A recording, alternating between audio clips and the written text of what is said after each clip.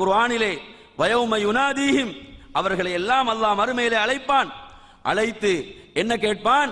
அவர்கள் அல்லாஹு தஆலா அவர்களிடம் கேட்பான், இந்த தூதர்களுக்கு நீங்கள் எவ்வாறு செவிசாய்த்தீர்கள், பதிலளித்தீர்கள் என்றுதான் அல்லாஹு தஆலா கேட்க போகிறான். அதே போன்று அல் குர்ஆனுடைய அழைப்பென்ன? யா அய்யுஹல்லதீன ஆமனு, மூமின்களே, இறை விசுவாசிகளே, இஸ்தஜீபு லில்லாஹி வலிர் ரசூலி இதா தஆக்கும் லிமா யுஹீக்கும், சுபீட்சமான வாழ்வின் பக்கம் அல்லாஹ்வும் அல்லாஹ்வுடைய ரசூலும் அழைத்தால் அதற்கு நீங்கள் செவிசாயுங்கள். சுபீட்சமான வாழ்வு என்பது அல்லாஹ்வுடைய அழைப்பும் அல்லாஹ்வுடைய ரசூலுடைய அழைப்பிலும் தான் சுபீட்சமான வாழ்வு இருக்கிறது. அதற்கு செவிசாய்த்தால் நாம் ஈடேற்றம் பெறுவோம், வெற்றி பெறுவோம். அதற்கு செவிசாய்க்கவில்லையா நாம் நரக படுகொலியில் தான் தள்ளப்படுவோம்.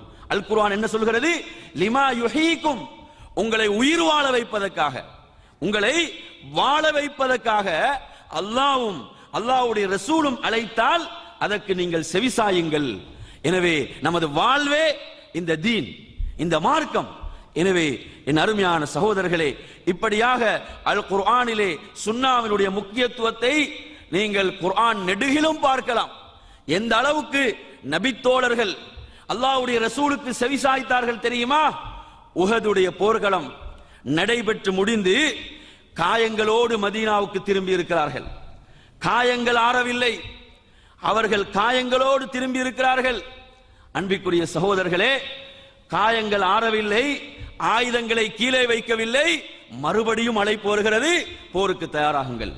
அன்பிற்குரியவர்களே, உஹதிலிருந்து திரும்பி காயங்கள் ஆறவில்லை, ஆயுதங்களை கீழே வைக்கவில்லை, மறுபடியும் தயாராகுங்கள், ஹம்ராவுல் அசதை நோக்கி புறப்படுவோம் என்று நபிகள் நாயகம் ஸல்லல்லாஹு அலைஹி வஸல்லம் அவர்கள் அறிவிப்பு செய்கிறார்கள். என் அருமையான சகோதரர்களே, கொஞ்சம் நினைத்து பாருங்கள், நமது நிலை எப்படி இருக்கும்? ஒரு நாள் ஒரு பயான்ல தொடர்ந்து நமக்கு உட்கார முடியாமல் இருக்குது. அவர்கள் போருக்கு சென்று காயங்களோடு திரும்பியவர்களுக்கு மறுபடியும் அழைப்பு வருகிறது, உடனே தயாராகுங்கள். அல்லாஹ்வுடைய ரசூல் எப்படி அறிவிப்பு செய்கிறார்கள் தெரியுமா?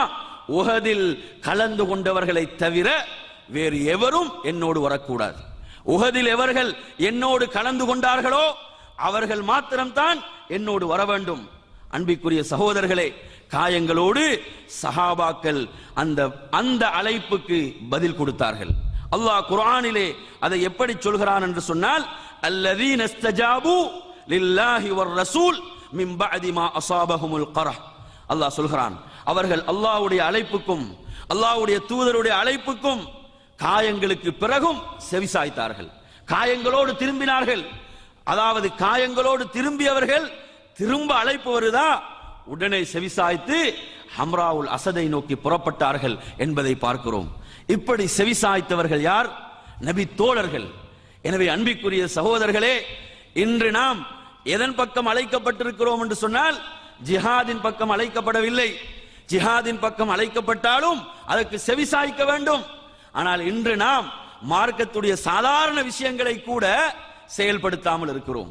மார்க்கத்துடைய சாதாரண விஷயங்கள், நமக்கு எந்த நஷ்டமும் இல்லை, எந்த இழப்பும் இல்லை. அப்படியான விஷயங்களில் கூட அல்லாஹ்வுடைய தூதருக்கு நாம் செவிசாய்க்க தயாரில்லை.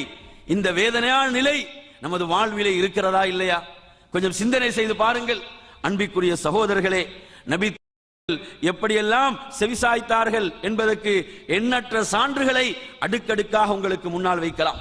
நபிகள் நாயகம் ஸல்லல்லாஹு அலைஹி வஸல்லம் அவர்கள்